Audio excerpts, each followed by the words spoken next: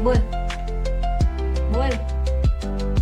બોલ બોલ મને જોઈ તારા માઈન્ડમાં બોલ ચક્કર આવે એમ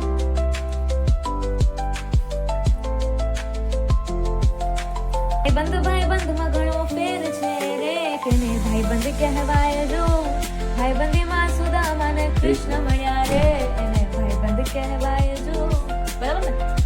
તો હવે આપણે આવતા વીકમાં કરવાનું છે હેર એક્સટેન્શન અને એમાં આપણે કરાવશું કેરાટીન તો સી યુ નેક્સ્ટ વિડીયો